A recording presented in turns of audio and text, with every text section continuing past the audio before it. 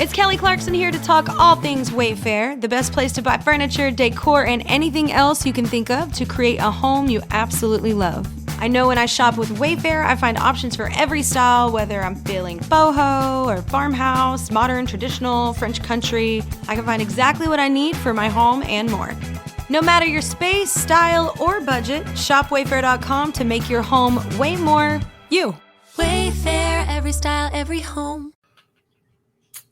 Alrighty, welcome back. Another Wisco Fanatics Tuesday. We are discussing a Green Bay Packers loss, unfortunately, but you're probably going to find at least a little bit better commentary here than you might in other places where they're going to freak out and throw things and do a bunch of swearing and condemning and fire everybody and trade everybody. And I don't think Love's the guy. Literally, I heard examples of that, but we'll keep it calm for the most part, at least, except for maybe one segment of one phase of the game. We'll see. But no Simon this week, so we covered for him in our notes, and then Jake will be joining us shortly. But we're going to hit the intro, and we're going to get started. Welcome to another episode of the Wisco Fanatics Show, where we cover the Packers, Bucks, Brewers, and Badgers basketball and football teams from an optimistic and realistic perspective. Wisco Fanatics is brought to you by Cardboard Legacy, Wisconsin's most complete sports card shop. Buy, sell, grade, and consign all at their location in Oshkosh. Alrighty, so as I said, unfortunately we're discussing a loss, but normally we like to do the bad news first and the good news second. With this, we always start with defense, so we get to do the good things first, and then we'll get to the bad stuff later. But just starting with the Packers defensive line, Rashawn Gary was really good. Lucas Van Ness was really good. Brooks had his moments. I want to give Kingsley Enagbare some credit. He did a really good job setting the edge on a McDuffie tackle for loss. That was a good job. Kingsley Enagbare did end up with the highest run grade per PFF, or defensive grade, not run grade, defensive grade, albeit in only 15 snaps. I have to give him a little bit of credit. I do think he was kind of a roster bubble guy. But that was one of the things that I've been wanting to see from him for like 2.5 years now. So it was good to see Kingsley Enagbare setting a good edge. Lucas Van Ness was the Packers' second highest graded defender in 30 snaps, and then Micah Parsons, number 3. Despite having 2 penalties, he does still open things up for others. You can find plenty of film during the game where Parsons is being double and even triple teamed, just like you can for Myles Garrett. Of the 24 pressures that the Packers had, 22 of them came from the defensive line. 6 of them came from Lucas Van Ness, which is great to see. 5 by Micah Parsons and 4 by Rashawn Gary, who had both of the Packers' sacks this week. So, Bryant, I'll let you jump into the linebackers and tackling. Yeah, I mean, I thought Quay Walker probably it played as easily his best game of the year and probably one of his top 5 games as a Packer. Had 14 tackles. He was just kind of everywhere. I remember like halfway through the game, I think I messaged you guys in the group chat. I was like, I can't believe that Cooper doesn't have any stats. So Quay Walker played a great game. I thought Cooper didn't play as good of a game, but he also had 12 pass rushing snaps. So they were sending him on more blitz and stuff than normal. You already mentioned McDuffie. He had a couple really nice tackles, a nice tackle for loss. So for as far as missed tackles, Quay only missed 1 tackle. Overall, the team was fine for the most part. Quay missed 1 tackle. And then so he had 14 tackles, only missed 1. Coop missed 2. So it looks a lot worse because he only had 4 total tackles. But, you know, I don't know if they're running away from him. I would have to go back and watch some of the tape. But they were blitzing him a lot. And unfortunately, in those 12 blitzes, he only had 1 hurry. So he wasn't super effective there. And I think maybe that took him out of the game a little bit. So I wonder if that's something they're going to look at and make sure they don't over blitz him at this point. Or maybe that's something they just saw against the Browns and I thought they'd have a little more success with it. I will say Edge was really good in coverage. He let up 4 receptions for only 19 yards. We'll take that all day, every day. Yep. When you're letting up that little bit of yards. Overall, the linebackers had 23 tackles and 12 run stops. Overall, the tackling did not impact.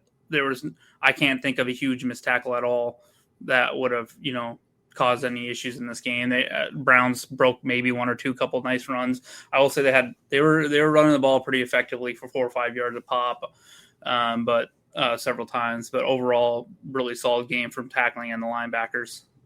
I think part of what goes with that as well is how well Like we saw it a lot during the Lions and the Commanders games, and even in this game, the times, how well they're rallying to the ball.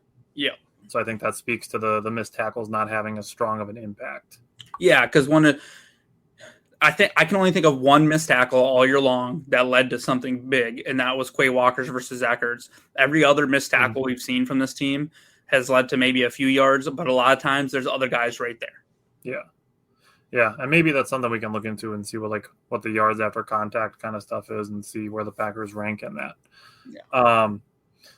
Looking at the secondary, I want to say Carrington Valentine's been very good this year.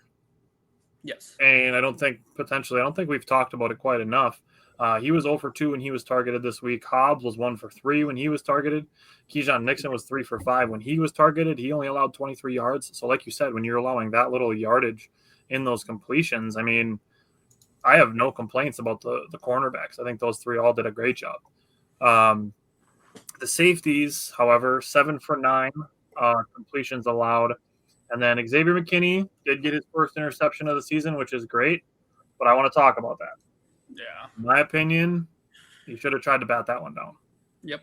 I get that it's hard when you're, a ball hawk to be like seeing a ball in the air and be like, ooh, I'm going to go get that. But I think a potential awareness thing there is I think there would have been like 14 seconds left and the Packers would have been at like the 45-yard line. I mean, you have a chance to run a play, get a little bit closer, and let McManus kick a 50-yard field goal. Yeah. The unselfish play would have been to knock it down. 3 points could have been a big deal. I can't blame him completely because he has not had nothing thrown his way deep this year. So he's probably like, I'm finally going to get my hands on one of these damn things. But the unselfish play, the smart play, the heads up play at that time would have been to bat it down, have 8 to 10 seconds left. That's 1.5 completions, and you're kicking a field goal try at least. Yeah. Looking at it, of the 7 missed tackles that the Packers did have, 3 of them did come from the secondary. Overall, they allowed 11 completions on 19 targets. That's 57.9%. That's pretty good. 2 flags happened. One against Javon Bullard that was questionable. He did make up for that one, having a really nice tackle for loss a couple plays later on a screen play. And then Keyshawn Nixon being called for a pass interference in the 4th quarter in the end zone. That, in my mind, that was a horrible call. Terrible call. That was great coverage. And the thing about that is if it happened the other way around, I wouldn't be looking for a flag for the Packers. There was one that was called against the Browns, and I was like, how is that even a penalty, dude? What are they doing? No way that pass interference on Keyshawn Nixon in the end zone should have been a flag. It was within 5 yards. That was great coverage. He basically ran the route for the receiver. Not much contact. There's some, but the DB has a right to the ball also. If he wasn't looking at the ball, that'd be different. But Keyshawn Nixon staring at the ball the whole time, just like the receiver, running the route step for step with him. That's great coverage. Yeah, I thought the refs were awful this game. Both ways. 22 penalties in a game. Yeah. I mean, come on, man. What are we doing? Yeah. And calling some ticky-tacky holding calls, too. Come on, man. The other thing, too, I will say, as far as the 13 points that the Packers let up, 7 of them did come from a drive that started inside the 5-yard line. So the way I see it, the defense essentially allowed 6 points. I would say 3. I would say the block kick was returned almost in the field goal zone as well. They let up 1 first down after that. Yeah, I mean, that's a couple plays. I mean, yeah, I can see where you're coming from on that one, but even still, I would say 6. So, I mean, this is 3 weeks in a row now where, there's 2 garbage time touchdowns and a touchdown that started inside the 5-yard line after a turnover. I mean, you're looking at the Packers not letting a lot of points on the board, which is great to see. So, Jake, basically what I said when we were talking about the defense is we got to have the good thing first, and we'll talk about the not great stuff after that. But if you want to go through the pass rush, 3rd and 4th downs, and the red zone. Yeah. I'll just rip it real quick here. So, in terms of pass rush, the guy who got home twice was Rashawn Gary. Both of them on 3rd down, so clutch sacks on top of just getting home, right? So really good to see Bain Gary show his value, because I think people were kind of diminishing his value a little bit since the trade for Micah Parsons. People are kind of forgetting how good Rashawn Gary is, right? He's really good at setting the edge. We've talked about that a bunch. And he also can get after the passer. So he is well worth his contract, since that's been a hot discussion in Packers groups, is people not worth their contract when they can't even explain football to me. So that's a conversation for another day, I guess. In terms of quarterback hits, we had 9. I'm not on the team, but I care as much as they do. So if you don't like that, you can fight me. Parsons, Enigbare, and Van Ness all had 2 apiece. Walker, Brooks, and Gary all had 1 apiece. So a lot of people contributing into that. I thought the D-line was tremendous. I didn't get to hear your piece on it, obviously. I was running a little bit late. But I thought the D-line was outstanding again. The strongest part of this team is the defensive line. So much depth. A lot of young guys that are playing hungry. So I love that. And Dak Prescott might be in a walking boot after this week because that offensive line is fucking bad. Going to hurries, we had 13 hurries, 4 from Van Ness, 3 from Parsons, 2 from Wyatt, Cooper, Gary, Stackhouse, and Brooks all had 1 apiece. So again, a ton of people kind of contributing into that, and it was really good. Do you want to do third down or red zone first? Third down. Okay, so going into third down defense, dude, when I was going over the stats and I rewatched the game, I was like, dude, how in the hell did they lose this game? How? I still don't understand. This does not make sense to me. But third down defense was tremendous again. Held the Browns to 4 of 13 on third downs, 1 of 2 on fourth down.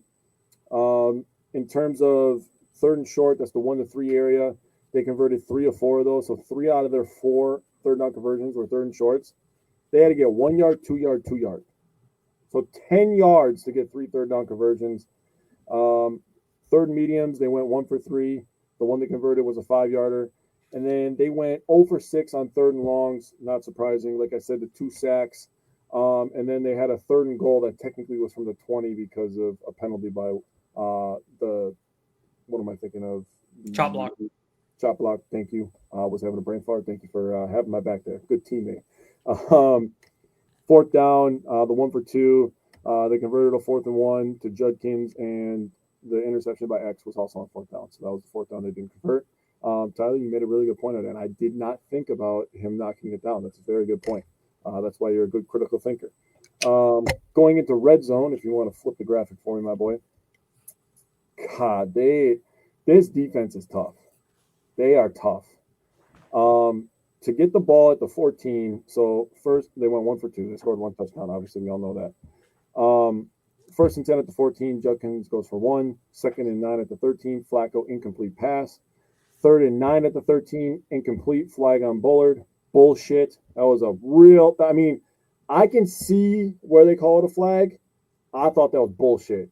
You're talking about a low-scoring defensive game, gotta let them play. That's just my opinion. Honestly, I would have been less upset about it if they had called it illegal contact than holding. That's fair. Just to me personally, I like defense, so I did kind of enjoy the game. I didn't enjoy all the pre-snap penalties and stuff, but I did enjoy a low-scoring football game. That was a little nice to watch for me. Anyways, they have first and goal at the 8. Judkins goes for 3. Second and goal at the 5. Judkins goes for 2. Third and goal at the 3. Flag on Nixon. Bullshit. Then they have first and goal at the 1. Incomplete. Second and goal at the 1. Penalty, illegal chop block. I wrote it down, so I could have just read my own notes, but hey, still a good teammate over there. And then they had a negative 4-yard pass. And then third and goal, Flacco for 3 yards. And then they got a field goal. The second attempt they got was a first and goal at the 4. Flag out Williams, PI, and then first and goal at the 1. They had a touchdown to Judkins. The defense it was just a classic game of defense was on the field too much. They looked pretty gassed towards the end of this game. So, that touchdown they gave up, the D-line looked like they had nothing left, man. And the offensive line for the Browns kind of dominated on that play. But, to make them run as many plays as they did in the red zone from the short area that they were in, I was pretty impressed, to be honest with you. I know we're going to talk about offense soon, but we got to talk about one specific play, but we'll wait for that when we get there. And you mentioned Rashawn Gary. He is playing well. I do say, Parsons gets some credit for that too, for sure. Yeah. Gary is playing better as a benefit of Parsons. You see many plays where Parsons is double, triple team. But that's what Gary's supposed to do. He has to take advantage of that, right? Because if he doesn't take advantage of that, then you have a problem. I think Parsons would be, if you at the end of the season, if Gary has 15 sacks and Parsons has 11, I don't think Parsons will have any bad feeling. I think he'd be like, I'm happy. Yeah, he just wants to win. If you have 26 sacks between two players, nobody's going to be unhappy. Yeah. I think Parsons, now that they got paid, I think that he really has flipped his focus to, just wanting to win. He wants a ring now. At the end of the day, he doesn't want to be a Hall of Fame player. He doesn't want to be Dan Marino. No, I'm still seeing Gary get chipped by running backs and tight ends plenty. Oh, for sure. They're still chipping both sides. They're just doubling on one side, chipping on the other side to try to slow Gary down. And that's where a guy like Devontae Wyatt, where Tyler's been talking about his impact for the last couple of years, that's where Wyatt becomes really big. And Wyatt is going to be very good this week. As long as he's healthy. Assuming he's good to go. He's going to be real good this week. So good. Well, I'm saying his knee injury. Oh, yeah. Yeah, you're right. Alrighty, let's jump into Brian's favorite segment, special teams. I mean, so I know Tyler started the show with saying we're not going to scream for anyone to be fired, but quite frankly, I'm done with Rich Bisaccia. I've been saying this for a few years. I don't know how he's the highest paid special teams coach. He's the highest paid special teams coach. We have several people on the roster that's specifically for special teams, and then on top of it, he has 2 personal assistants to coach for him as well. And we still cannot get this right. Okay, we have Golden back there who's letting the ball bounce on the 2 and get down to the 2. We can't have that happening. He's got to come up and fair catch that. He did make a good one. He did make a good one earlier where it bounced in. So I guess that's a hard one. I'll give him some leeway there. However, I was thinking, okay, maybe they'll call Hardman up. Well, nope, they cut Hardman today. I'm like, all right, well, I guess that wasn't in the plans. But there was almost a kick blocked earlier in the game. They didn't make any adjustments, and then it gets blocked there. And they made one good play all day on special teams, and that was the 40-yard return after it was 10-10. And then what do? Immediately waste it with another boneheaded special teams play that costs us the game. Like, I don't understand how this can continue to happen with the special teams. And then kind of like it's just really hard to watch your team blow a game on a special teams play yet again, and then you watch your main competition, the Philadelphia Eagles, win the game on a special teams. You watch San Francisco win the game on a special teams play, and you watch Tampa Bay win the game on a special teams play while you're losing on a special teams play. To be fair, Tampa Bay lost on a special teams play too. I know the Rams lost, but when I tell you, if I said, Jake, name me your 2 biggest competition in the NFC, I would think it would probably be Tampa Bay and the Eagles. That's who I would have said coming in. The Rams are good, but I feel like they're a little aging and Stafford is back and stuff. But don't get me wrong, the Rams are very good. They blew that game, but that was not just a special teams thing. They completely collapsed. No, I wasn't saying that. I'm just saying that Tampa Bay almost lost because of a special teams play as well. So yeah, but that kind of goes into a factor. But the reason I would say the Rams are a bigger threat is because of the 2 wide receivers, and the play caller. And Tampa Bay, Sean McVay a lot. What did Tampa Bay do, though, after they gave up that touchdown? They drove down the field. Yeah, Baker Mayfield. What did Green Bay do after they gave up that touchdown? They drove down the field. Who made the kick and who didn't, right? That's the point I'm making. Like, that's a good point. That's fair. So, like, it just continues to happen. And I'm going to say right now, if the special teams performs and makes mistakes as they did against Dallas, as they just did again against Washington and Cleveland the last 2 games, I think Matt LaFleur needs to heavily look at firing Rich Bisaccia and replace him during the bye. Or if anything, if there's a time to do it, it would be after 2 bad performances right before the bye. Yeah, or send him somewhere to be, an assistant or a what do they call it? Like when someone an associate head coach, a consultant or whatever. Like because at this point, it's just I don't know what else we need to do. And then even if they miss the kick, we have a player jumping off sides. On a 55-yard kick, you're jumping off sides. You shouldn't even be trying to block that one from coming around the edge. A 55-yard kick is going to be a line drive kick most of the times. You should just be jumping. If that's wasn't Micah Parsons, I don't know who it was. Anyone with a vertical should be like jumping. And that one last thing is McManus has got to hit a better ball. He hit a line drive. I don't know why he hit that thing so low. That's a 43-yard kick. Put it in the air. Yeah. He hit an absolute line drive. Yeah. So, Cody agrees with Bryant that we could sign the best returner and the issues would remain the same. Well, we have a great returner. We're not using him back there. We haven't used Nixon once on a kick return. Why? Think as far as I don't know. I suppose he didn't specify if he means kick or punt returners, but I do think as far as Matthew Golden is concerned with the release of Mecole Hardman made the same mistakes that we're talking about with Matthew Golden here, and one of them's a rookie and one of them's a longtime veteran. Yeah. And one of them had fumbles in the preseason and one of them didn't. So I think with Matthew Golden, we need to be looking for progress, not perfection. That Matthew Golden one's a small one. Like, he made the same play earlier in the game and the ball bounced into the end zone. Yeah. So that was a hard that bounced into the end zone. Yeah. That's hard to gauge. Okay. Yeah. I get that one, but the other stuff is just unexcusable. Yeah. And I think Savion Williams has shown some pretty decent kick return ability. So I'm interested to keep him back there. Yeah, and I like it, but I do think Nixon has another level of like just quickness to him, not necessarily fat. Savion Williams is fast, but he's tall, he's 6'4", he's not quite as shifty. Yeah. I want to see Melton get a couple returns back there, but he hasn't. Yeah, but the thing about Williams is he has that long speed, and he might just have that feel for it. And Nixon has been actually really, really good at corner, so I like keeping him as the number one corner. He's been good out there, dude. He's been really close to people. Like, people were dogging him coming into the year about separation and stuff. He's been elite in that area, in my opinion. Yeah, and I'll give that to you. So, but it's not, the returns haven't even been bad. Like, our returning game has been fine for the most part. And that other than punt returns, I feel like we've made a couple mistakes there, but it's just the block kicks or the penalties. I didn't even mention the penalties. There's a penalty every damn game or snap on special teams. Dude, I feel like that's every football game. Every time there's a big return, I'm like, where's the flag? Where's the flag? Yep. You can't have a big return anymore. So why did they want more kick returns if every time they're going to call a flag, dude? Yeah, it's annoying. Yeah. So dumb. Okay. Going into coaching, looking at it, I mean, Bryant already talked about Rich Bisaccia, but looking at Matt LaFleur, one good thing, won the challenge this week, got the 12 men on the field. That's a good thing there. Good on Jordan Love to recognize that they had the 12 men on the field. In my opinion, they should have gotten that call then twice. Yeah. The simulated substitution because the play ended out of bounds, that's some bullshit. Simulated substitution because a player got tackled out of bounds. No.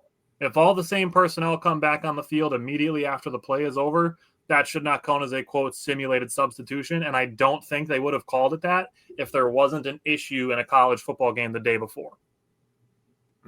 Because there was a big deal made about it, and I think it was Auburn that it happened against. But there was a big deal made about the, quote, simulated substitution, and the refs shouldn't have allowed the play to be snapped.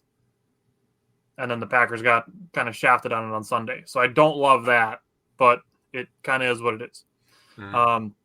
Unfortunately, and we'll talk about the offensive line when we get into the offense, I don't think Green Bay was prepared to lose two offensive linemen. I feel for Morgan a little bit being thrown into two positions that he was not practicing in. But again, we'll talk about that a little bit more when we get into the offense. We talked about the defense. I'm really not mad at the defense. The touchdown that they gave up is, in my opinion, it's on the offense. It's on Jordan Love, and we'll talk about that as well. The other two things that I want to say is people were making a big deal about it being the Packers' first road game of the year. And I didn't put a ton of stock into it, but I can't deny that it was a factor. The noise was an impact, and obviously it played into some penalties, some false starts, some things like that, but way, way, way too many penalties. 14 penalties is ridiculous. That is the most under Matt LaFleur. I think it's the most since week 3 of 2010, if I'm not mistaken, which obviously we know how that season went. So, maybe it's written in the stars. Maybe it's just way too many penalties. All right. Yeah. On coaching, there was like several decisions I just didn't understand. I thought the quick snap at the end of the third period, like, what are you doing? I mean, just let that get to the third quarter. Let it get to the fourth quarter.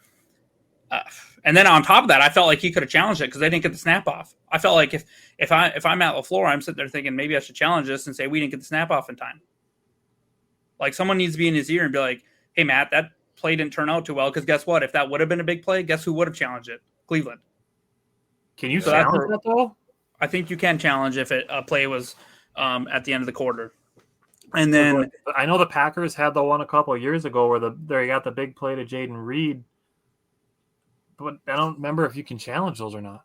I don't know. I guess that'd be something I'd have. Yeah, that was in the third quarter against the Lions. That's the one you're talking about, Tyler. But I think you can. Jaden Reed. Yeah, I think you can challenge it. And then what was I going to say?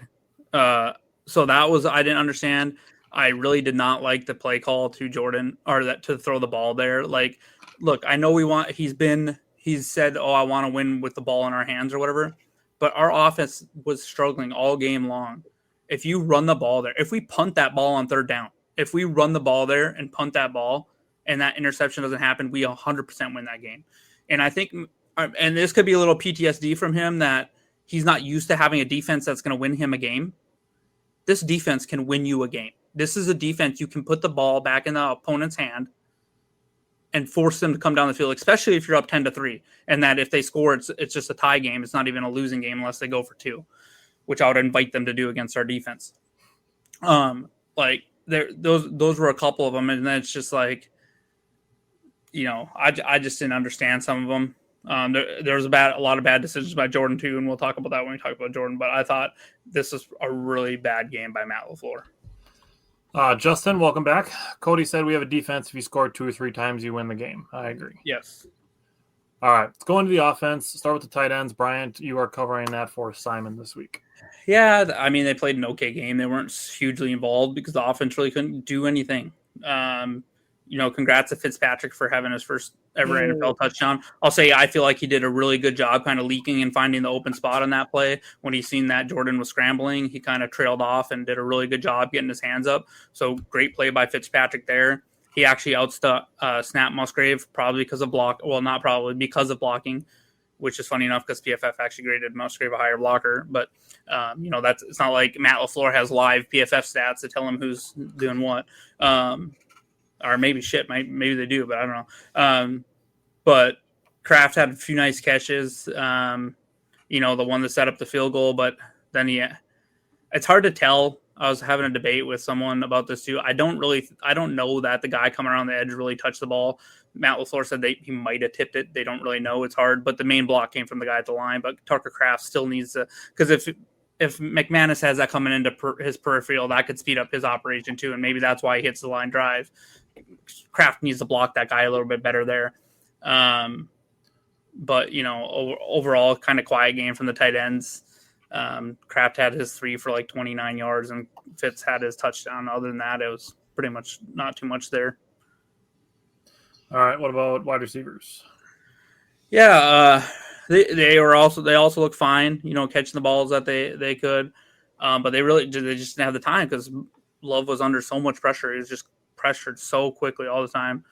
On the big Matthew Golden play, watching it in slow motion, I do think he had to overstride to catch the ball. I think he just did overstride. He took like a really big step right when he was catching the ball.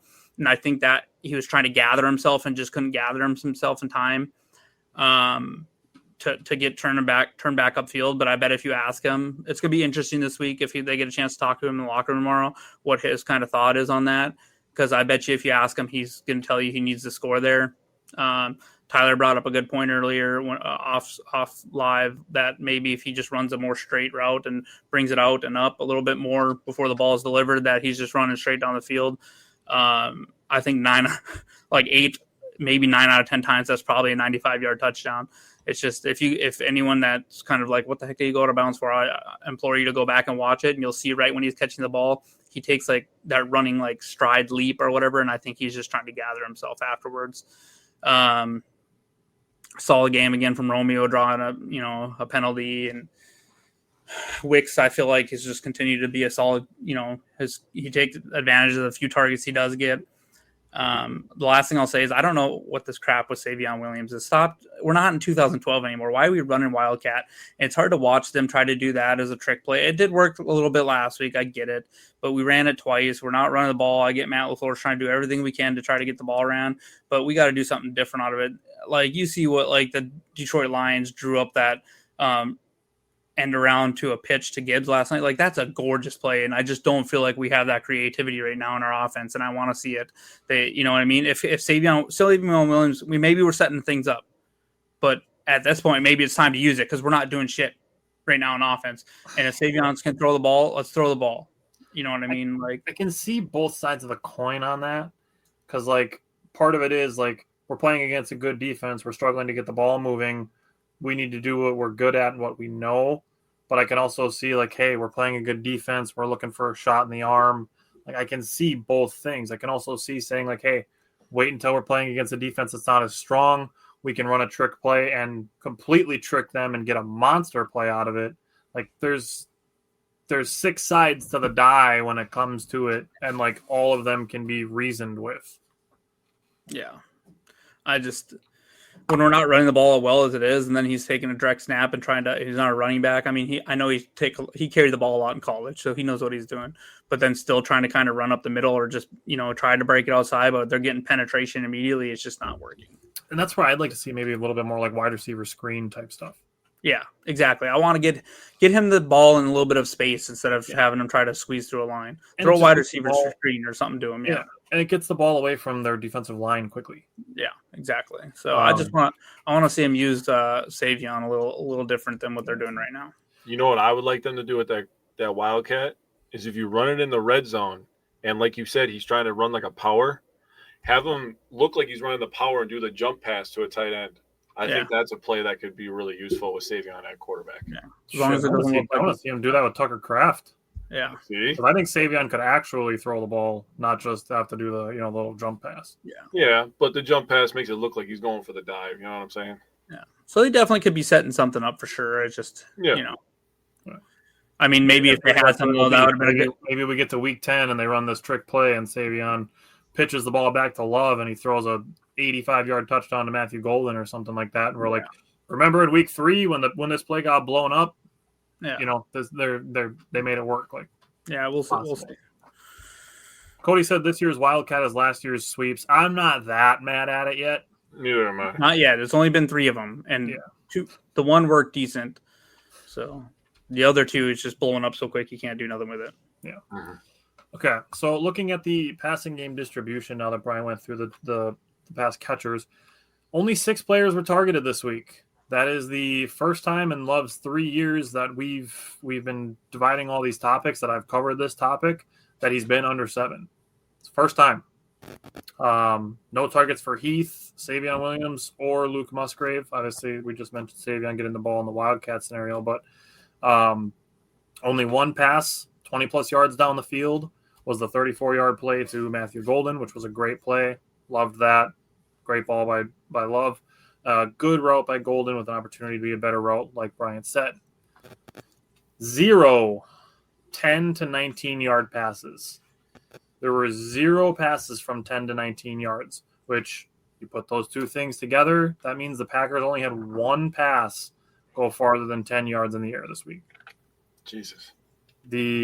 And unfortunately, the credit goes to the Cleveland Browns because we talked about it last week about how the Browns were giving up the longest passes. And then how Love had been averaging like 14 yards average depth of target over the first 2 weeks of the season. And the Browns did not let the Packers get downfield at all. Literally 1 time the Packers were able to get downfield. Justin said it's hard to run trick plays when your full O-line is not playing and you have the electric type. You don't have the electric type energy. You need to make those plays happen. That's part of it. But again, I mean, if you can get the ball to the perimeter and get the ball away from the O-line, away from the good D-line, that's something that you can potentially work. But again, like we've said, Love didn't have time to push the ball downfield, and it made the field feel very small. When the Packers were on offense, the field felt small. It felt like the Packers had between the line of scrimmage and the sticks to work with, and that was about it, sometimes even less. So, Bryant, I don't envy you to cover this, but what are we thinking about the O-line? Yeah, they played absolutely. I haven't seen I would say in a long time, but the last time it was this bad was against the Eagles in the playoffs. It was awful. I mean, Coaching staff definitely needs to take some blame.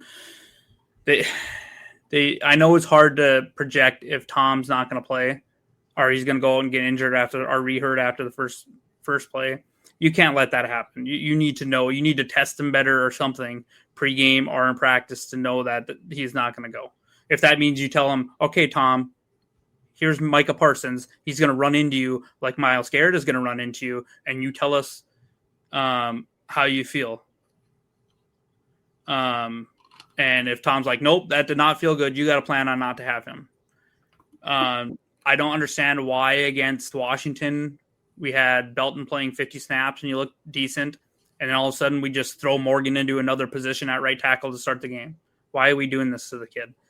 I don't know. Kennard has looked decent in the few snaps he's gotten. Maybe he should have started there, or you just put Belton back out there, who played well the week prior and was, you know what I mean? So I don't understand that. Then you have Rasheed Walker talking shit this week about, oh, we're going to go undefeated. The dude had a 15 PFF grade in pass blocking, a 15. On top of that, he got virally clipped, bro. Did you see that clip? With Myles Garrett completely turns him around, and then on top of that, Rasheed Walker commits 2 penalties. It's like, this is the crap that you get a big head. And honestly, I sat on the couch and I was like, well, you just got humbled. And I was trying to tell everybody, Jim Schwartz's defense has the number of Kyle Shanahan type tree offenses. They give all those types of teams troubles. You see it with San Francisco, you see it with Green Bay, you see it with the Rams. Everyone that from that kind of tree, they have trouble with this defense. It wasn't going to, you know what I mean? Then you have a guy talking about we're going undefeated. Like, come on, man. And then you go out there, you say that going against the best pass rusher in the league, and then you go out there and you look like shit. Like, come on. That's just embarrassing. If they had shut down Myles Garrett this week and then made that comment, yeah, it might be a little different. And the sad part is he didn't even have the worst PFF blocking grade. Aaron Banks had a 12. Aaron Banks played, I think, like 11 snaps or 31. I think he played 30. He played half. 31. So Love was pressured 17 times, sacked 5 times. I mean, I don't know how you're supposed to, like, and everyone's saying, oh, see, Love isn't the answer. Love is blah, blah, blah, blah. It's, dude, no quarterback, even the great Tom Brady, how did you beat him? You pressure him, and you pressure him quickly. I have stats on this, too, when we get to Jordan Love, so we'll have that discussion. Well, I will say one of the sacks is on Love. Yeah. That, and we'll talk about that when we talk about Love, because that was awful, and that was a really bad boneheaded decision. Yeah. So I'm sure Tom and Banks will probably miss this week. It didn't sound like Tom had set it back further. He just wasn't ready. So that is a positive, but I'm sitting there thinking you don't play him. For one, against this defensive line, you don't play him for one. No, you sit him down for 2 straight weeks and make sure that he feels good coming back against Cincy. Exactly. We have a bye coming up. You just sit him. Yep. Like, I want nothing. It should, and I don't want Morgan starting out there. It should be Kennard or it should be Belton. I mean, Morgan can go in at guard.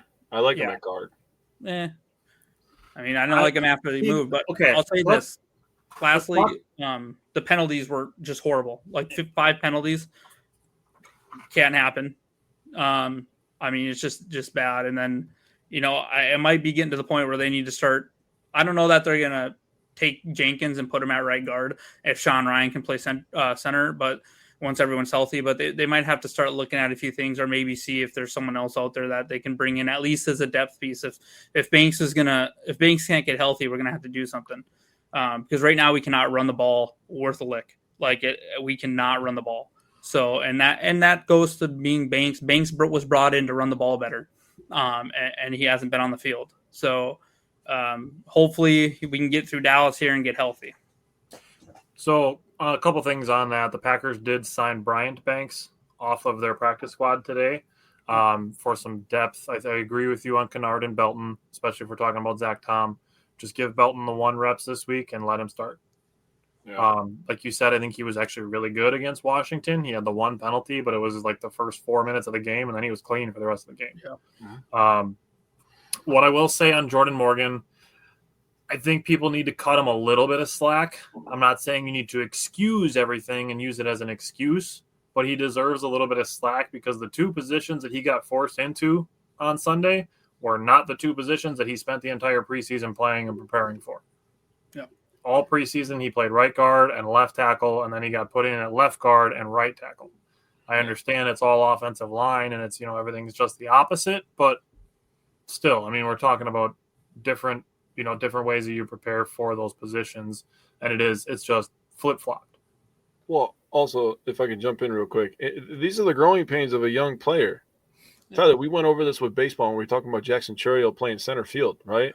True. And, also when he was playing left and right field, his first time playing outfield in some of these ballparks, he didn't know how to read the ball sometimes, and he made some silly plays, made some bad reads, and that's just what happens. That's the growing pains with young, talented players. Jordan Morgan's going to be fine. Yeah. I think he's absolutely going to be okay. He's going to slot in at guard, and he's going to be really good. He's got really good feet. He's super athletic.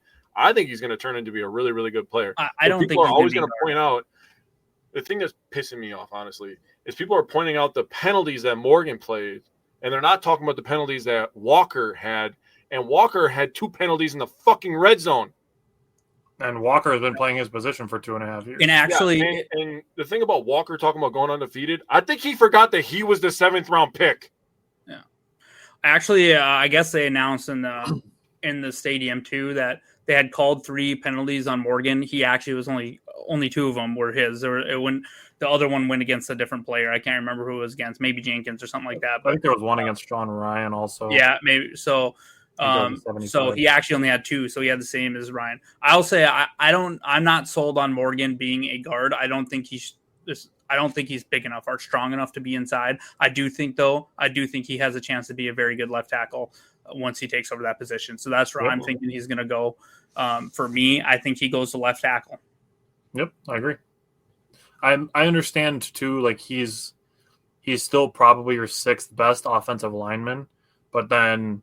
And this is an in-game question versus we have a 5 days from now to prepare for the next game question of who is your best plug-and-play guy versus, all right, we're going to plan on Zach Tom being out this week. We're going to give Anthony Belton all the reps at right tackle versus, all right, shit, we just lost Zach Tom. Who's our next best offensive lineman? Who's next up on the depth chart? Who's next going in to substitute it? Yeah, I mean, in preseason – I thought Morgan looked the best at left tackle, and it was like for himself. I thought where he looked the best was left tackle, and it wasn't all that close. I thought he looked pretty good there. So I think we all thought he had a chance to beat out Rasheed Walker for the starting job. Absolutely. Yeah. I think the reason he doesn't is because they know they can get a 3rd round pick when Rasheed gets paid. Yeah. And Morgan has the versatility, which Walker doesn't necessarily. Yeah. So Jake covered the running game this week for Simon. So Jake, what did you take away from the run game? Well, not much, just like the Packers running game. So if you look at the numbers, Josh Jacobs had 16 attempts for 30 yards. Here's where it gets really bad. He had 38 yards after contact.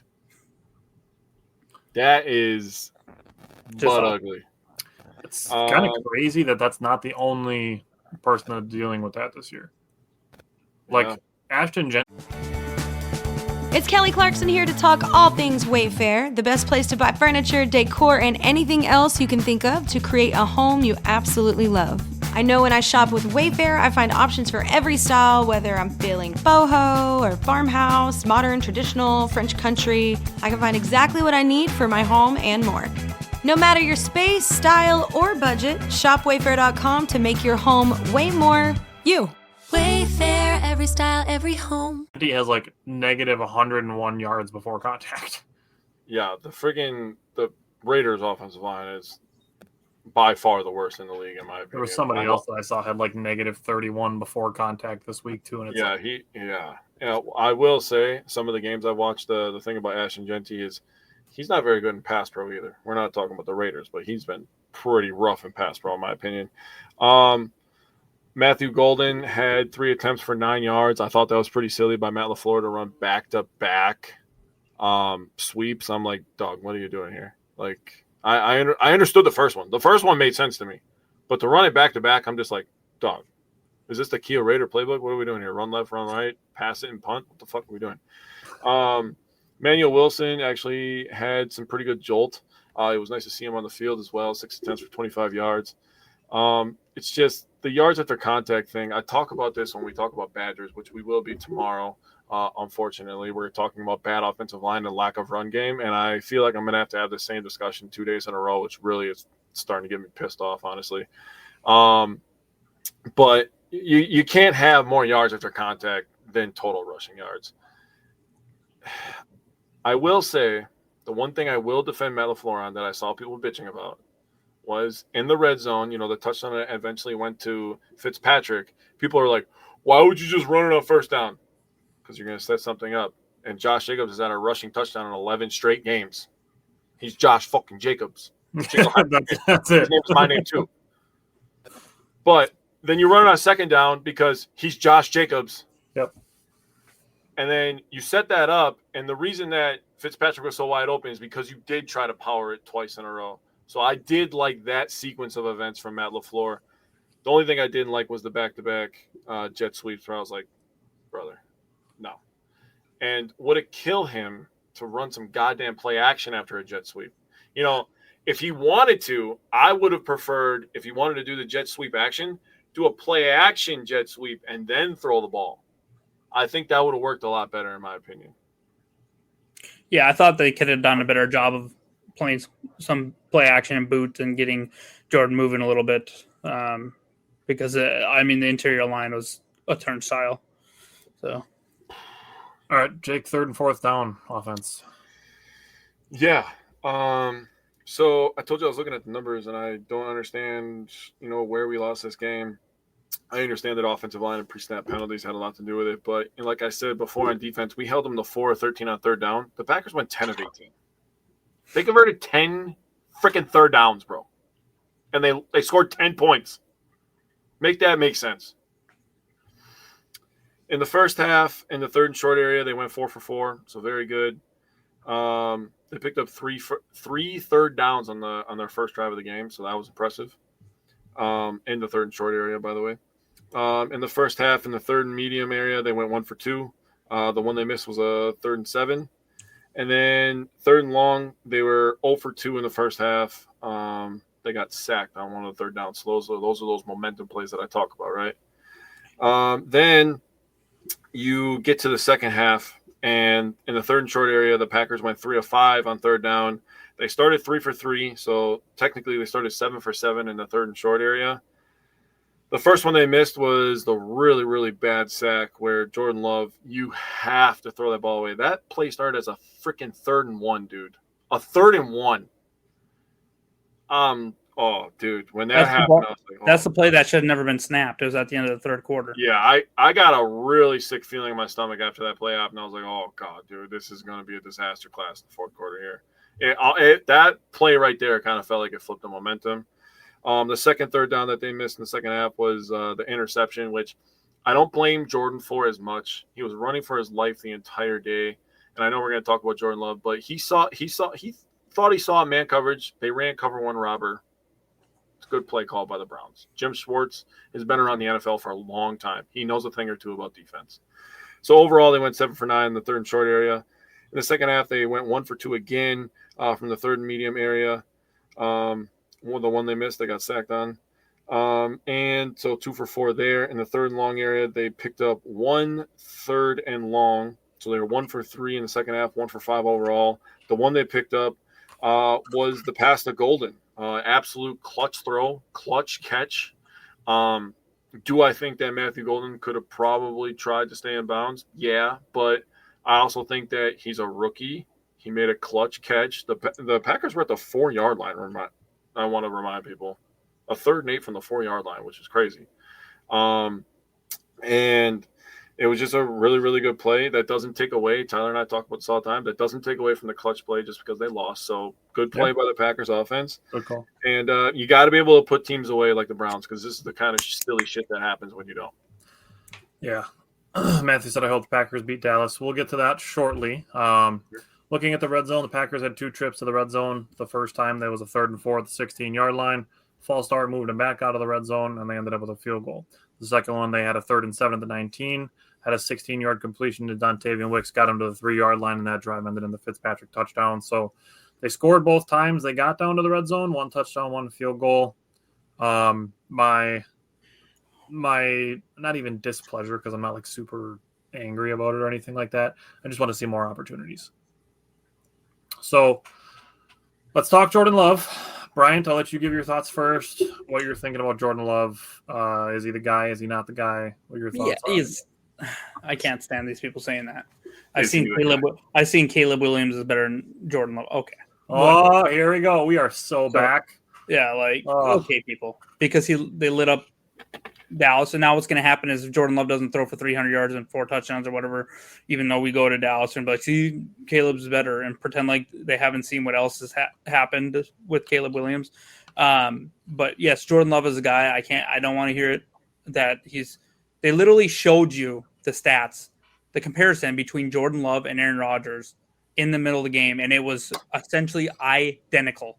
And people are still like, he doesn't have it. I'm like, what doesn't he have? Like that you're not liking. He does. Don't get me wrong. There was we talked about the interception.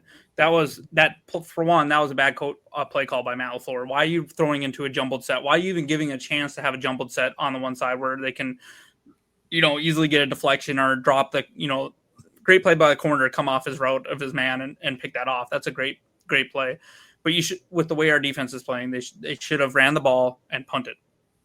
I like that's the really other bad. thing. You talked about it before we started the show. I wouldn't have minded a deep shot there. Yeah, Because exactly. Even if you take a sack, Yep. the clock keeps running. Yeah, and you have Jordan Daniel Love could Williams. take a 10-yard sack on that play and we win the game.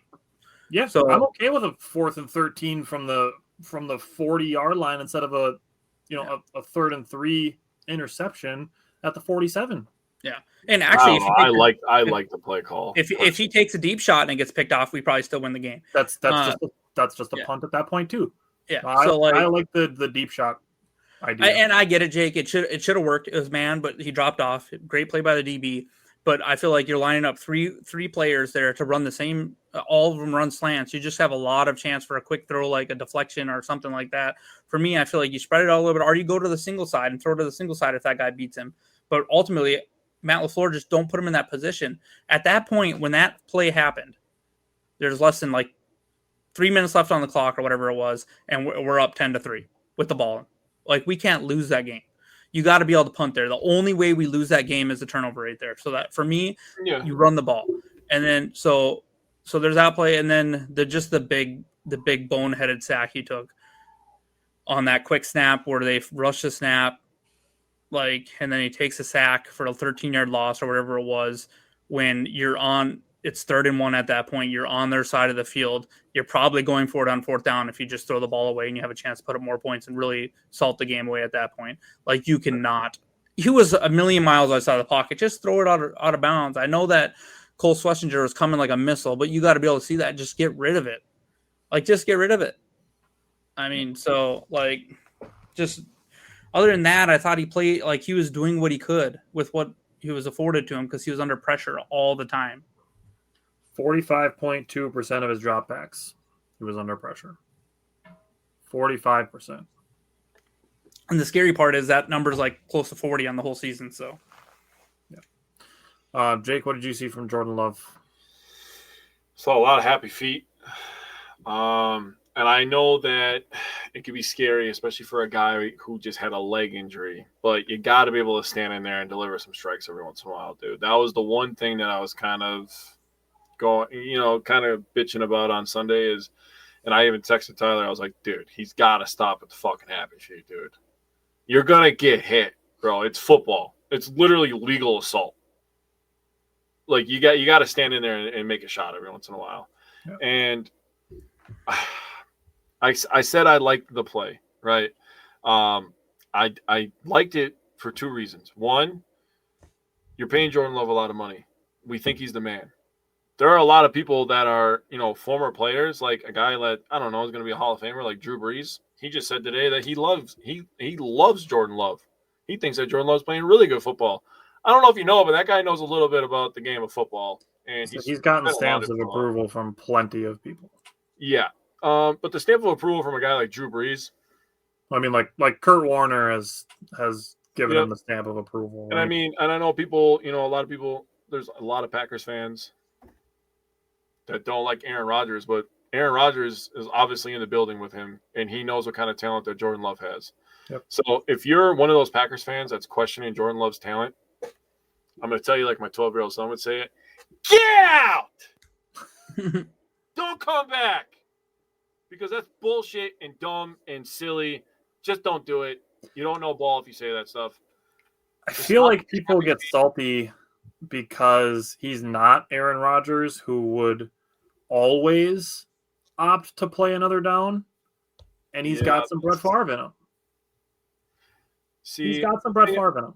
The thing about Brett Favre that's different, though, is Favre would put his head down and try to gain yards and probably throw the ball in the air and make a silly-ass mistake. And that's the things we saw with Love last year when he had one leg. You know, like the pick six he had against the Rams, where he just threw the ball in the air, and I'm like, dude, what the hell is this guy doing? That's the Brett Favre in him. Him just taking a sack, dude, that's just strictly just – Well, I meant on the interception more so, but – yeah, the interception that did kind of remind me of Favre's last pass with the Packers, where he forced the ball to Donald Driver. The other reason I didn't finish, the other reason I liked the play call is because you're going to Dontavian Wicks, a guy that you know can win a one-on-one situation. That's the one thing that I took away from it. I'm like, okay, I'm not mad at it, but obviously the worst possible thing happened. I mean, people are talking about this. It's like, yeah, I get it that we just seen what happened in the playoffs. Jordan Love did not play a good game. There's a couple bad interceptions or whatever. I think that was Jordan Love's first interception in like 9 regular season games. Yeah. Like 900 snaps or something like that. Yeah. He'll be fine. It's his first of the year. Yeah. For me, up until the interception, I think he was pretty good. Right after the 3rd and 8 completion to Matthew Golden, it started raining. And then Jordan Love's first back-to-back incompletions happened, which kind of sucks. It is what it is. But to Jake's point on the pressure with the happy feet, there was really only one play that I felt like Love had time to like calm, settle, hit your throw. And there was a check down to Josh Jacobs that he kind of just threw over his hands. And Josh Jacobs had Tucker Kraft as a lead blocker in front of him. So I don't think he had to worry about it being a hospital ball for Josh Jacobs, and I don't think he had to worry about taking the hit on that one. So there was really only one play where I really, really felt like, hey, settle down, you had time. We talked about the constant pressure, but when Jordan Love was kept clean, he was 14 of 16. So in my mind, if the offensive line does their jobs, I have no problem saying that Jordan Love is the guy. And that's before we get into arm talent and ball placement and all the things like that. I mean, what did he do right after he threw that interception and the game was tied? He delivered a gorgeous ball to Romeo Doubs that forced a pass interference. And then he hit Tucker Kraft on that rollout and had us in 2 plays. We were in field goal position. Field goal range, yep. Because he brain drumps that stuff. Yeah. He's able to brush it off and make the next play. Like, Not I to love mention that. he was one of the guys that made the tackle on the interception, him and Sean Ryan. But to your point, to something that Jake said that we say on our Wednesday shows a lot is just because the Packers lost the game doesn't make those plays unclutch. Just because the field goal got blocked doesn't mean that Jordan Love didn't go get the Packers into scoring position. Yep.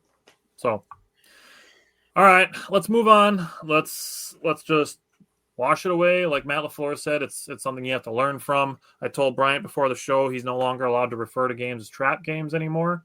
So no more of that. But let's move forward. I said to the guys, I'm like, hopefully we're in week 12 and we're looking at the Packers being 8-3 or something like that, and we're like, yeah, they could be 9-2, but we're okay here. Justin said if Golden can ever get on the same page as Love, it's going to be amazing. They're close. Like I said with the punt returning, not even looking for perfection, just progress, and I think that one along the sideline is a good step in the right direction. So, Brian, what are you looking for from the Packers defense on Sunday night football? Yeah. Hell yeah, dude. So we're going to catch a little bit of a break here. Their best players out of the game. Well, their best offensive player, weapon, I should say. CeeDee Lamb's not going to play because of his high ankle sprain. He might be their best player. He's their best. I would disagree with that. So, so that means for the linebackers, they're going to have to pay a lot of attention to Ferguson. He's going to get a lot of targets, and Javonte Williams will catch the ball too. So they got to be prepared. He's probably going to catch the ball. It's hard to, when a tight end's wanting to block you out at 4 or 5 yards on the field, you're probably going to get blocked out. Just make sure you tackle him right away. Maybe hit him right away and force a couple drops or, a couple pass breakups or whatever in that short area. that being said, they do have 2 wide receivers that can get down the field quick. Turpin and the other one's escaping me. Who? Pickens. Well, Pickens is good too, but they have another speedy one that I can't. The name is escaping me right now. But you're thinking of Tolbert? Yeah, Tolbert. Sorry. So they have some speedy wide receivers. But let McKinney worry about that, right? So these linebackers just get ready to, 5 yards, 7 yards and in, just dominate. If we can dominate and we can help the defensive line slow down this run, this is a game where our offensive line and our defensive line should be the better lines in the game. And in the trenches, we need to be the better team in the trenches this game. It would be unexcusable for us not to be. So with Lamb being out, just be ready for the Ferguson throws, and then Sanders and Javonte Williams. You can say what you want. They say they're washed, they're old. They've been running the ball really well this year. Javonte Williams looks great. Yeah, they're one of the best teams in running the ball this year, averaging like close to 5.5, 6 yards a carry. So be prepared. You're going to need to stop that. They will also be without their rookie out of Alabama, Booker. He's out 4 to 6 weeks. So they did sustain a couple big injuries. So we're hurting. Dallas, you could argue, is hurting just as much, if not more, with a couple big name players. So, I feel like we just got to win the game in the trenches and around the line of scrimmage, and we'll be okay. Jake, what are you looking for from the Packers defense? We'll start on third down. Cowboys are coming off a week where they went 3 of 11 on third downs, but have been solid on third down so far this year. They have done a nice job getting Williams going north and south and staying ahead of the chains. No CD this week will definitely help us. Have to key on Ferguson on third and fourth downs. He'll probably be the guy that they target a ton. In terms of, you have to get him in third and longs. That's always the goal versus every team, right? But, the reason for that is because league average on third downs, 3rd and 7+ is about 24%. That's what I was able to find. I went on like 7 different websites to try to find this number, and it was like 24 to 26% on all of them. So you get yourself in advantageous situations. You can, let Micah Parsons tee off on Dak Prescott, and then you go to red zone defense. Williams is the guy for them inside the red zone. He's been very, very good overall inside the 20s. And honestly, the Cowboys offense has been really good between the 20s. It's when they get into the red zone where they've kind of been struggling. In the red zone, though, he has 5 attempts for 17 yards and 2 touchdowns. Both of his touchdowns were handoffs inside the 5. Packers have been really tremendous inside the red zone this year. Playing bend, not break defense, obviously making the Browns last week run like 9 plays from the 14-yard line is just crazy to me. I know it's the Browns offense, but I don't care. That's an NFL offense over there. And Kevin Stefanski is still a very good play caller. Bullshit penalties that they overcame as well. So then you get the pass rush. Obviously, we know that Micah has this one circled. He does not need any more motivation than to see Jerry Jones and the Dallas Cowboys fans, and he's going to be like, yeah, I'm going to prove to you that you made the absolute wrong choice. Then you have everybody else who's going to be locked in after a shitty loss, and LaFleur's going to have these boys ready to go. You want to go into the bye week 3-1, coming off a big-time win on Sunday Night Football. You're on the stage. You got the Cowboys who draw big numbers all the time. The Packers draw big numbers. It's the only game on at that time. You want to put on a show, especially after the stinker you had last week. Dallas has allowed 40 hurries and 52 pressures. 10 of the hurries and 13 of the pressures are from their left tackle. Yeah, Guyton is. He's been bad. 9 of the 40 hurries and 11 of the 52 pressures have come from their right tackle. So our 2 best players on the defensive line get to go against their 2 worst players. And yes, I'm glad you brought up Booker being out, because BB has also been subpar at center. He's terribly graded. And he has given up 5 hurries and 4 pressures inside, and that's with Booker being really, really good. He's been pretty solid to start this year. Cooper Beebe is going to be on an island, and Devontae Wyatt. Cooper Beebe went on IR. Yeah, they have a backup now, or their other guy, Brock Hoffman, is going to be playing. Oh, you're right. My fault. James, welcome back. Good to either see way, you. Their interior is damaged, and their tackles are horrible. So Dak Prescott's going to be getting rid of the ball quick, and their power run game should not work because our defense flies around. So you kind of already touched on Devontae Wyatt, who who's playing great. He's playing great through 3 weeks. I'm going to hold firm that he's going to be a Pro Bowler this year. Mm-hmm. We, and this is partially mine because I cover the D line. We haven't said enough about Lucas Van Ness. Yeah, He's looking the part of what we wanted him to be through the first 3 games. He's rushing the passer. He led the team in pressures last week, and he's defending the run very well. Mm-hmm. So I wanted to be one to give Lucas Van Ness that credit. I gave Kingsley Enagbare his flowers from the last game. But I mean, the whole unit, I mean, obviously including Rashawn Gary and Micah Parsons, who Jake discusses plenty in the pass rush, the whole unit has been really good. Wooden and Brooks come in, and make their plays here and there. Justin said Van Ness has improved tremendously. I think he's absolutely doing everything we've wanted to see from him. Reggie's excited for LVN as well. People are just looking at the sack numbers. These are people being real and actually watching it. He's only got the half of the sack, but he is creating a lot of pressure. He's been tremendous against the run. Like he is playing really well. Yeah, and against the run, he's been great. You guys already mentioned no CeeDee Lamb does make life easier, but it does increase the target share for everybody else. Spreads the ball around more, like Pickens, Ferguson, Turbin, Tolbert, and Javonte Williams, like you guys all said. I will say, overall, I'm not worried about the defense. CeeDee Lamb obviously is a guy that they like to feed the ball to because he's one of the best in the league.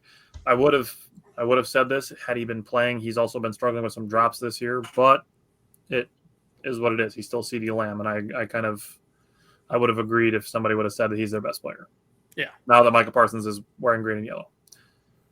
Cody said he's on the Cooper top 3 arc, and Reggie reminded us that Rashawn Gary is leading the NFL in sacks with 4.5 through 3 weeks. So what I want out of the Packers defense is I want Carrington Valentine and Pickens' face talking all the shit because Pickens is a hothead, and without Lamb, get Pickens to punch you in the face, like legitimately get him thrown out of the game because he will do that. Dude, I still cannot wrap my head around the fact that there are NFL players, professional athletes, who will punch somebody in the face while they are wearing a helmet. Yep.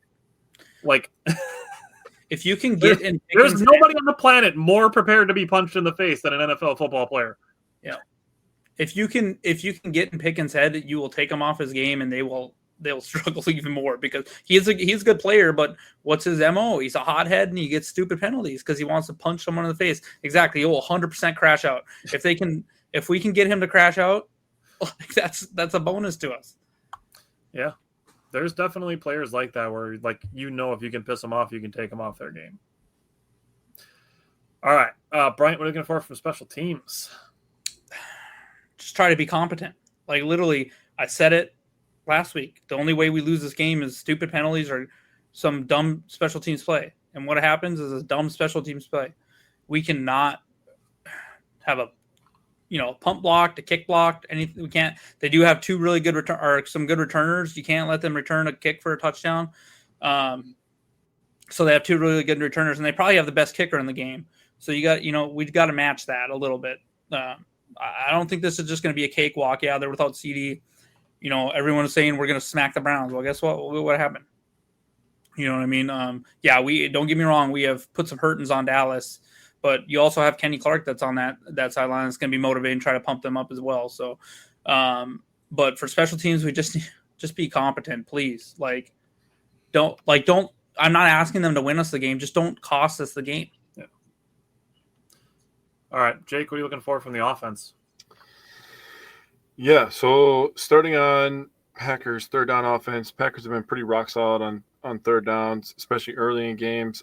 Picked up 2 clutch third downs last week. One was the touchdown to Fitz. I like that play calling. I talked about that already. And Matthew Golden late. So not only have they been really good early in games, but also they picked up some pretty clutch ones.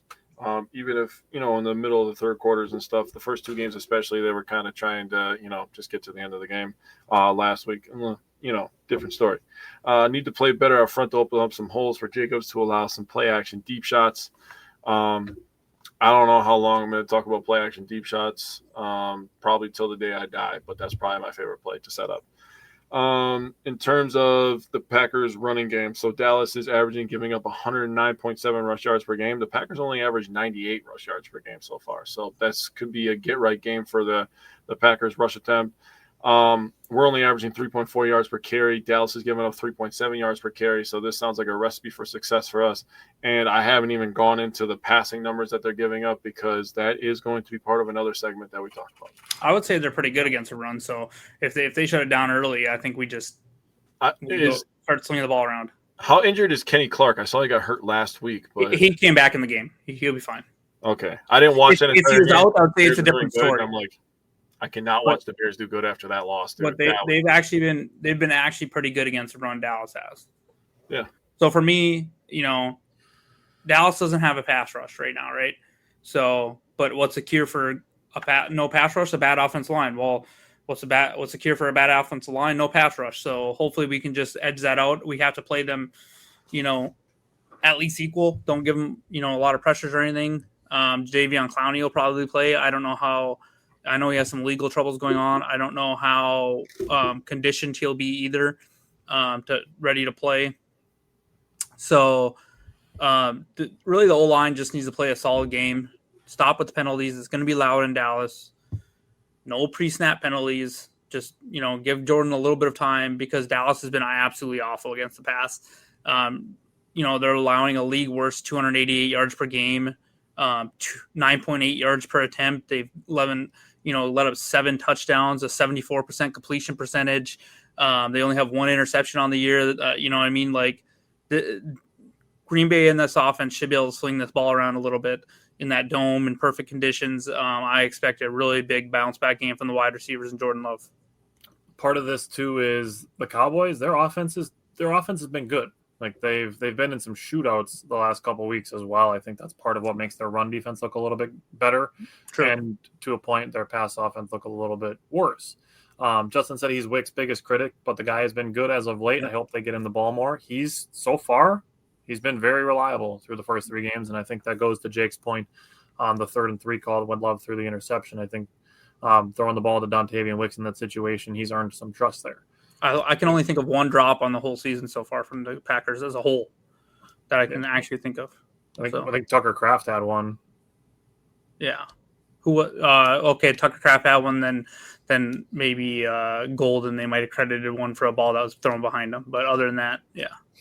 No, Reed, sorry. Yeah, like you said, the Cowboys' passing offense is the worst in the league.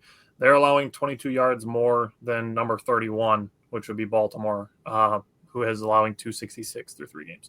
The Cowboys did allow 298 yards to Caleb fucking Williams of all people last week. So the opportunity is there. As far as the red zone is concerned, get there. Just get there. Only 2 trips last week. I want to be back in like the 5 trips to the red zone territory, and I want to see touchdowns on at least 3, if not 4 of those trips to the red zone. I'm not calling for the Packers to win 48-32 like they did in the playoff games a couple of years ago, but seeing the offense get back on track is absolutely what I'm looking for. So, Bryant, what are the injury designations to watch for? Yeah, so quite a few. Banks, Tom, I don't think either of them will play. Bullard, unfortunately, he's been playing really well, and he got knocked unconscious, so he's in the concussion protocol. I kind of hope they let him sit. I would like him for the game, but I think we can get through without him. That was pretty nasty looking, pretty scary when you see a guy that go that limp.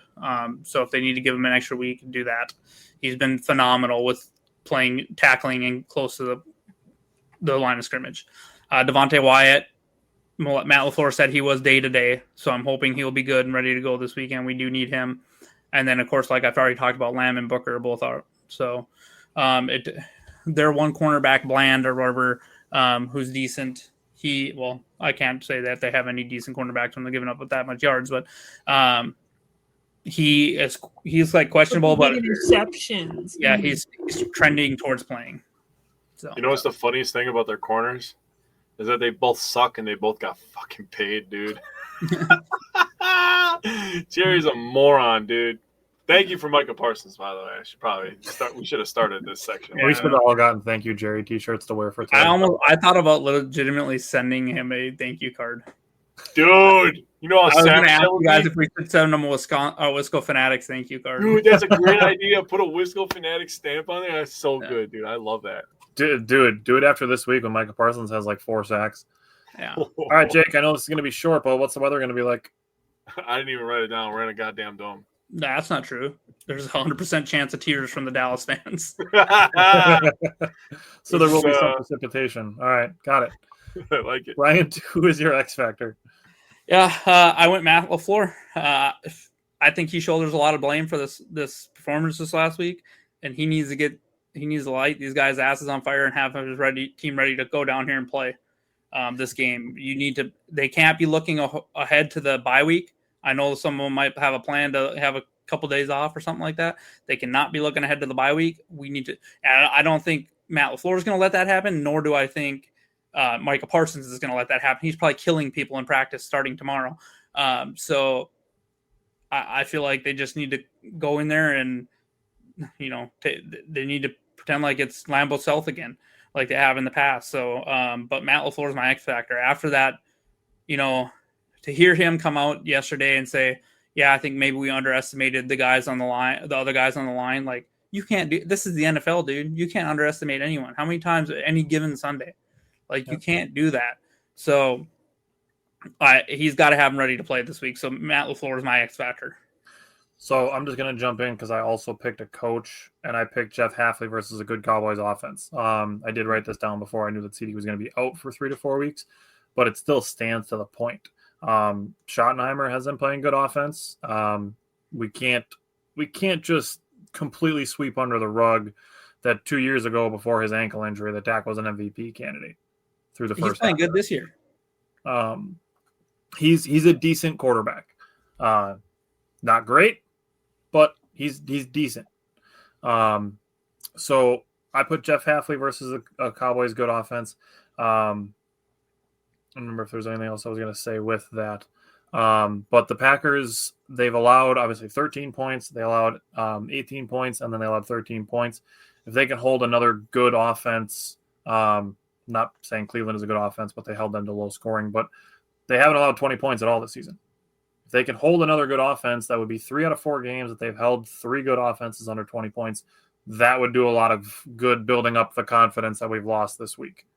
Not saying that we collectively, the 3 of us, including Simon, have lost the confidence, but just the fan base in general and just the NFL perception as a whole, I think a little bit of that confidence was shaken because the Packers lost a game that they perceived should not have lost. Yeah. So, Jake, who's your X factor? I'm just going to piggyback on your Dak Prescott comment real quick. If you switch Dak Prescott and Jalen Hurts, how differently are people viewing those 2 quarterbacks? Just saying. Dak Prescott is better than Jalen Hurts. Dak Prescott will be considered an MVP candidate every goddamn year behind that offensive line with those weapons. Dak Prescott on the Eagles would be kind of nasty. Dude, I would be way more scared of them if they had Dak Prescott over Jalen Hurts. Them having Jalen Hurts as the quarterback is the reason I think we could fucking beat them. Yeah. Not even going to lie to you. Anyways, I also have something to do with Matt LaFleur, my X factor. I have LaFleur/Love consistently feeding Matthew Golden. He leads the NFL in separation. He's got the speed. We have the injuries at wide receiver. Not that I want them, but we have the injuries to force him into a role. People were talking all offseason that this guy's our number one. First couple of weeks, Romeo Dobbs was balling out. Jaden Reed was still making plays. Tucker Kraft had his moment in week 2. I think it's time for Matthew Golden now to have his moment, especially against a freaking Dallas defense that seems to be limping into every game. Like, I think this is the moment because Luther Burden had his moment last week against the Cowboys. I think it's time for Matthew Golden to have Igbuka's having his moment every week. I'd love Igbuka coming out, but he got drafted before us. But people need to remember, too, that Matthew Golden played in Texas. So he's probably got a little extra motivation. He's probably going to have some family and friends in the stands. Well, the thing for me that kind of annoyed me last week is they came out right away and they were feeding Golden, and then they just kind of stopped. And I was like, why the hell are we not throwing it to him more? Yeah. Like, he was doing good the first couple of drives. We were moving the ball. Like, let's give it to the guy that's getting open. How about that? I seriously want to see him on some Strasburg. I feel like every time we're throwing the ball, it's a throw to lead them out of bounds. Can we get them on damn crosser in the middle of the field and let them just or a wide fly? receiver screen? Yeah, something. And I don't mind the running. I don't mind the running. Cody, you're getting ahead of me. Cody said, depending on how Kraft feels, we'll need to look to Golden more. Dallas is the team where Watson came alive. That's fair. All right, let's get into some score predictions. We do 2 every week, one from the head, one from the heart. Bryant, what's your score prediction from the head? I put the Packers 28-20. Hey, all right. I have 27-21, so I'll just block mine right inside there. I had 28-17, so we're all pretty close. All right, like we usually are. I mean, yeah. A lot of the things I think we do a pretty good level-headed job when it comes to a lot of things. So, going from the heart, the more optimistic, ideal scenario. Bryant, what do you have for a score prediction? Yeah, I think with CeeDee Lamb's loss and our pass rush that we really should dominate this game, and I feel like we should be able to put up points. So I put 35-17. So I'm gonna just expand on that just a little bit. I do agree with you. The matchup is ripe for an ideal situation game. Yeah. And I think, like, in all things considered, if everything goes perfectly, you're connecting on the deep balls. The defense is legit, which we know it is. I put 36-13. Ooh. Okay. I put 34-14. I like your little breakdown there, Tyler. That was nicely done. All right. So no Simon this week to do Simon Says, but I'm sure Brian still has 6 bold predictions for this game. So, Brian, give us your first one. Yeah, I put that. I mean, we just watched Caleb Williams not quite make it there, but I put that Jordan Love will throw for 300 yards and 4 touchdowns. All right. Justin's score predictions are 28-17 and 31-13. I like both of those. For me, I need a statement. I put Green Bay scores 5 touchdowns, 3 in the air, 2 on the ground. Yep. Oh, okay. I'm ready for us to crack 30. Yeah. There's a quarterback that was benched today that literally was bitch slapping this Dallas Cowboys defense a couple of weeks ago, and he literally is not a starter on his own goddamn team anymore. Jordan Love's thrown for 400 yards and 4 touchdowns this week, and you could book it. Take that to the bank, boys. I would love that. I feel like if he gets like an 80 and a 50-yard touchdown, then I feel like he gets there easily. But I feel like he needs 2 really long touchdowns to get to 400. Yeah. Dude, if he hits like a 65-yard, dude, imagine a 69-yarder to Matthew Golden for his first touchdown. Oh, I would just break out laughing so hard, bro. That would be elite. Defense. Justin said we see the first Kraft shaft of the year. I'm so glad that's catching. Well, we should have seen it because we false started on an easy first down. Hey. Optimistic, Brian. Relax. Yeah, we're letting go of the Browns game. I love that the Kraft shaft is catching on. Cody said this is the game to put Morgan at left tackle. If we didn't have Rasheed Walker playing it, if he wasn't the one questionable. Yeah, I think Rasheed still starts. Yeah. Just Reggie said 38-14. I like that too. All right, let's go to the defensive side of the ball. Go ahead, all right, I got 2 here. So Green Bay has struggled to force turnovers. We forced 2 this game. And then my other one is, in feeding into that, Micah Parsons records 2 sacks and a forced fumble. Hey, I also put Micah needs a bounce back. I put 2 sacks, 1 a fumble. Nice.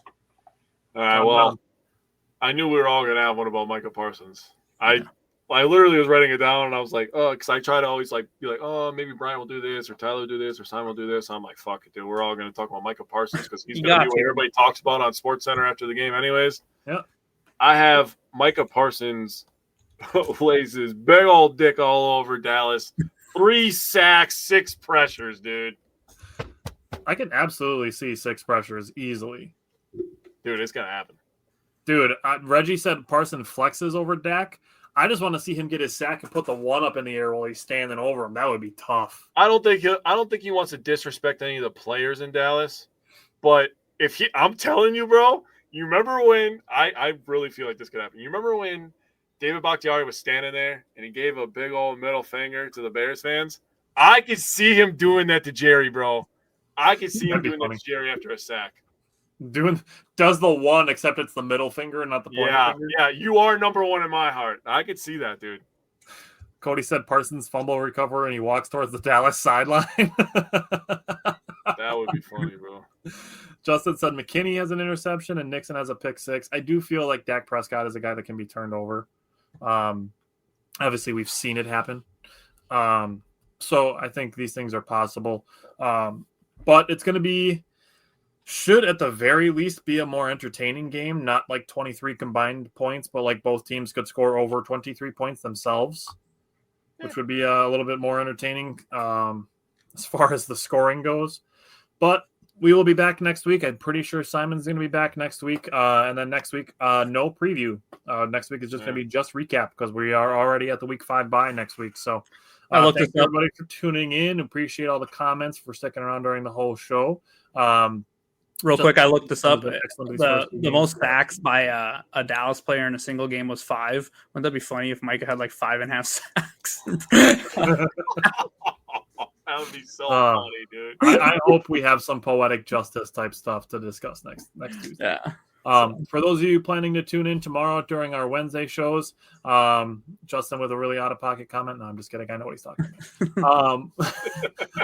For those of you planning to tune into our Wednesday show tomorrow, we are bumping the show back from 4 to 6 to incorporate the Brewers game. We start at 3 o'clock, so we didn't want to be starting at 4 o'clock while the Brewer game's going on. So we will be starting at 6 o'clock Central Time tomorrow instead of 4 o'clock. So we will see everybody then. And other than that, go Packers, go Bucks, go Brewers, and Badgers. Go Pack, go.